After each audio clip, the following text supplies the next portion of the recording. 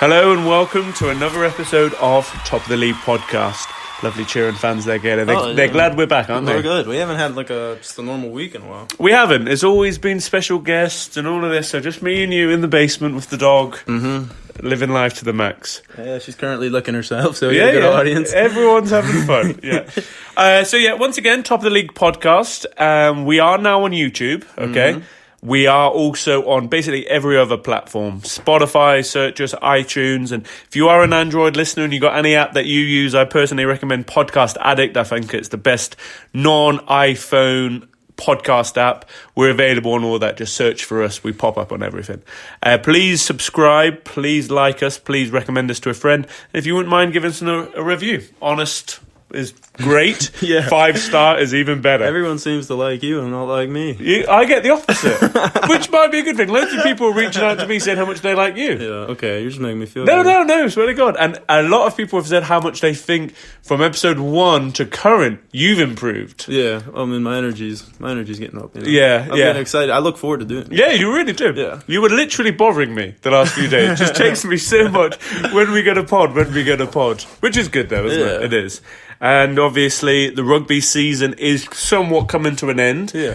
We're going to keep on rolling. We're going to have maybe more special guests on and talking about, other topics. Following players and their personal careers, and then obviously following teams as they progress into the playoffs. Yeah. So even though your rugby season might be over, and I'm sure that is probably the funnest part, if you are a local rugby player, hearing people talking about your world, will they mention me? Will they fire me up? Will they bring anything to the table that I might learn about my opposition?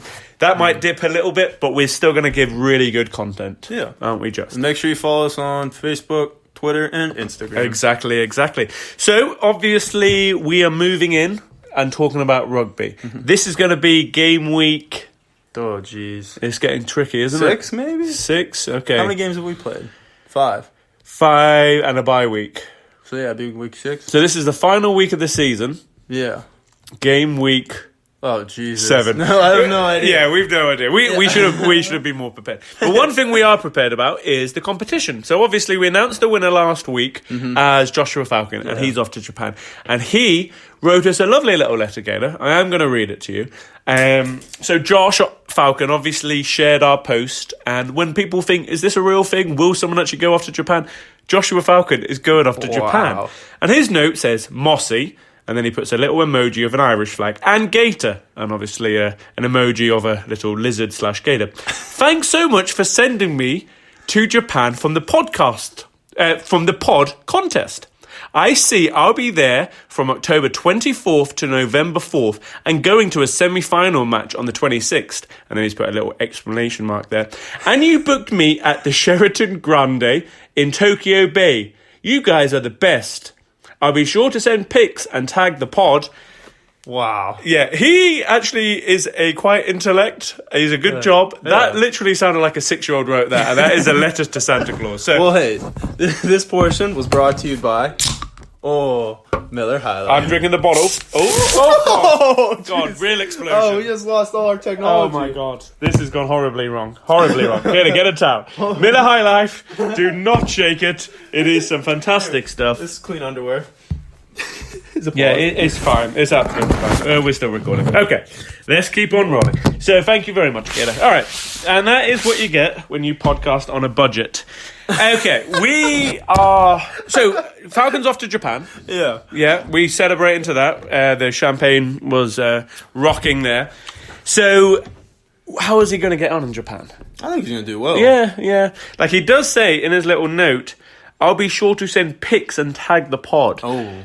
We expect a lot more than just pictures with a tag, right? We want some video We footage. want videos. We're obviously going to be ringing him. We're going to have live interviews, and he is going to give us a match report. Obviously, the semi-final, we don't know who's playing yet. Quarterfinals have just been announced. So he'll have fun. He is very American, though, isn't he? That's my only fear. Yeah. Would he be a good tourist? Yeah, he's cultured. Is he cultured? I don't know. He's been way more places than I have. Yeah. Where's the furthest you've been? Vegas. Oh, is it really? Okay. Never left the...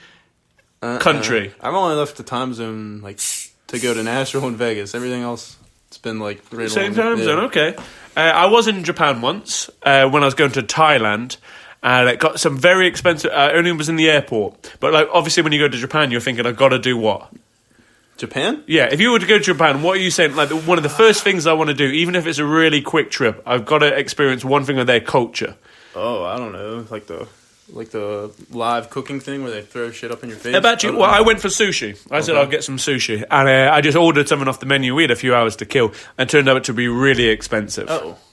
Like $80 for the plate of sushi. Why? Did they overfish over there? Yeah, basically. I think with the that tsunami and the old nuclear power station going down, the price of fish went up. But yeah, it was just, I ordered like a special plate, and then in the airport, you're always going to pay quite a heavy price. So obviously, we will be touching base with Joshua Falcon in the upcoming weeks. And yeah, he should have a lot of fun there. I'm sure he will. Okay, so should we get down to some rugby, Gator? Yeah, let's start with some college men. Do indeed. I was able to find some scores. IUP beat Delaware by a score of 20-19. Robert Morris played UPJ and won by a score of 71-7. Freshman second row Jihad Mayo made his first start and scored his first try. So brilliant. Congratulations to your Zulu. Yeah. Senior wing Joshua Bedner made his Colonial debut. Junior Daryl Bales opened the scoring for a crossfield kick by Ryan Loudon. Oh, brilliant, Ryan. Well done. That was at the 2-minute mark, and RMU rolled from there. Man of the match was junior 8-man Rory Haggerty, who scored a hat-trick. Great friend man. of the pod. Great man. So we obviously talked about Rory. I think it was the last pod. You said, Do you remember Rory? And I said, yeah, he's literally my best friend. So his mum, I'm not going to call her out now. She messaged us on Facebook. Yeah, because she didn't know about his nose. Oh, did she not? Okay. But she was just basically saying how much she's enjoying the podcast. Oh, good. Yeah. Thank you. But yeah, it's kind of funny the fact that she listens to the pod. That's awesome. Yeah. So we got to watch our P's and Q's, knowing that mummy is watching and listening and judging. Okay, well, hopefully we can see her Friday night, because a lot of South Pitt is actually going to the RMU game. Okay, RMU perfect. hosts Slippery Rock. Ooh. And the winner gets to go to the playoffs. Wow, a lot on the line. A lot on the line. Yeah. We also want to give a special shout out to rookie Sean Lawrence, who scored a try at his fullback debut. Sean's dad, Keith, is a South Pitt alum. And since we gave you a Zulu shout earlier in the year, a bunch of the guys are going to make sure you at least shoot the boot on Friday. Perfect. So get excited, buddy. And I heard you're a senior, so I know you're 21. And you're good enough to drink. Yeah. I actually do have a video, Logan, on our team, Trek. Is it? Yeah. Logan Trek. I have a video. I need to post it onto our Instagram. Just in case anyone's thinking, what is this shoot the boot? I think you described it perfectly, but we do actually have a video. We'll have to upload that. He did really well. He did really well. In drinking it, didn't mind. And such a pro, brought his own boot into the bar. Yeah. He was ready. He was ready. He deserved it. He did indeed. So, can I just ask you real quick? Big game. Winner obviously is going to go off and represent the region. Slippery Rock, we've talked about them so many times over the years, how many great rugby players have come through that academy, we'll say. We've mentioned several times of how Prescal is one of their best players, one of Greensburg's one of their best players. A great handful of starters for the D2 Forge have all come from Slippery Rock. Are they favourite for that game? I don't know, man. It's going to be a tight one. Yeah. I think Slippery Rock, I feel, does their own thing. You know, Robert Morris usually has coaches and is more disciplined. Okay. But Slippery Rock, I don't know the score. I'm pretty sure they won this week because they posted a bunch of shirtless pics again. Nice. So, props for that, they're big boys. They're big, muscular guys. They're all built like Alex Jordan or Gordon. Is it Jordan or Gordon? Alex Gordon? Yeah, they're all built like him. Just muscular. You're talking about the Forge D2. The Slippery Rock guys are all built like him. So. Yeah, I would obviously have to put... I love Slippery Rock. Soft spot on my heart. But if you got Rory Haggerty on a team... Oh, yeah. Whew, and he's at ARU select side. As a college kid. As a college kid. So that kind of shows not only his standard... He couldn't even drink on the trip. Yeah, shame. Anyway. Okay. So the Gannon men played their first ever match against the Forge D4 but lost. A guy named Matt scored his first try, Hey Zulu Warrior, and his second try that same day. Perfect. Timo went 2 for 2 on conversions. Lovely. Franciscan won by a score of 33-12, but I didn't catch who they played.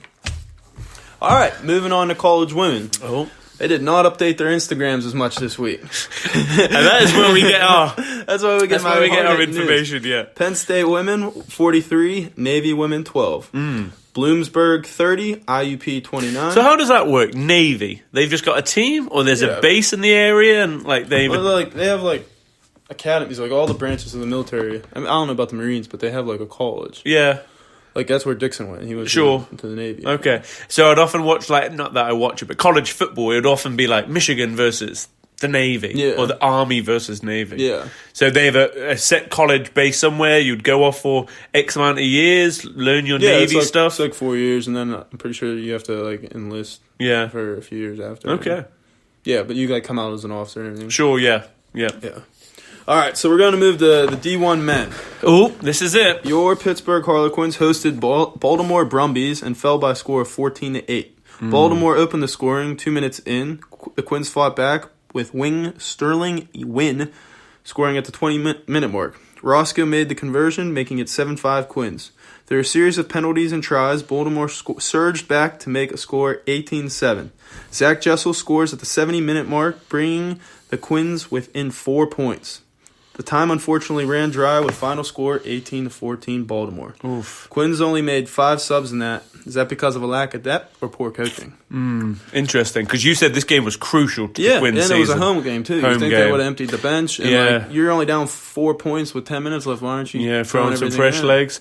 I don't know. You're looking at me for answers. I have no answers for you. I'm not sure. Did they use every sub, or did they think this is such a clutch moment in the game? Keep our best players on, even if they're a little tired. I think they're not happy with me. None of them are texting me back. I had to like do some research. Yeah, you had to do some proper journalism. Yeah.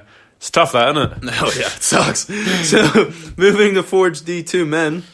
I just imagine how, like, proper journalists might find it tough. You know, here we are just reporting rugby, which is reported. But imagine, like, you're trying to get the insight in Syria. How do you do that? You can't go on Instagram and look at... Well, if I spent 40 hours doing that instead of sitting in my cube, I probably would be able to get better stuff. Yeah, good call. Yeah.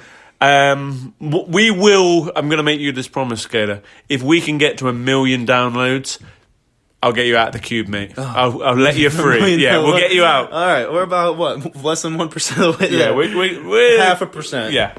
All right, so the Forge D2 men faced their Cleveland rivals, the Crusaders. 2 minutes in, the Crusaders' outside center, Zach Forio, scored, but the conversion was missed. Luckily for the Forge, their outside center answered back just 3 minutes later. Andrew Nuttall made the conversion, plus 2 penalty kicks to set the score at 13-5 at half.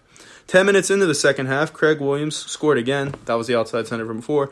And once again, Nuttall, a.k.a. Dirty Dirty, made the conversion, 20-5. And just Dirty, fantastic kicker. Yeah. Just doesn't look like a kicker, though, does it? Usually, like, if you look at, like, professional rugby, the highest level, the kicker's usually, you know, quite a... I don't mean to sound insulting, but a lean, elegant, taller guy, you know, usually quite into himself, I always get the impression. Usually has his hair gelled. Yeah, usually I'm thinking of the Johnny Wilkins, the Sextons of the world, but, you know, his nickname is his nickname and it might represent him quite well. You're a dick. I'm just saying. This is the first enemy you're going to make on the team. He's a fantastic kicker. I'm just saying, if someone was to have a lineup and say, which one here out of all these players is one of the best kickers? I would have guessed Russo, because of the name. Yeah, but I'm just saying, if it was a lineup, who would you say? I don't think you pick the hooker. That's all I'm saying. Yeah. So fair play to him for, you know, and I would say on a professional level as well, very few hookers do the kicking job. Correct. We had a legend of the rugby world, Kevin Dobson, and his Gmail still is Fat Kicker something. I won't give away his full email, but it was Fat Kicker, and it was always a shock that he was a kicker because he was a bigger boy, and he was also a prop.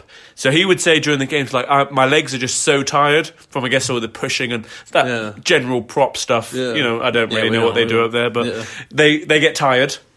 Either way, they get tired, and he was kind of complaining, I have to kick now, you know. Oh, yeah, he didn't let you kick? Well, and then he did, and then I kind of took over, but he was like the kicker at the time, and he's a great kicker, but just surprising. Anyway, we digress. All right, so 5 minutes later, Khalid Williams of the Crusaders scored. Oof. Nick Vivian's conversion made the score 20-12. This is when chaos ensued.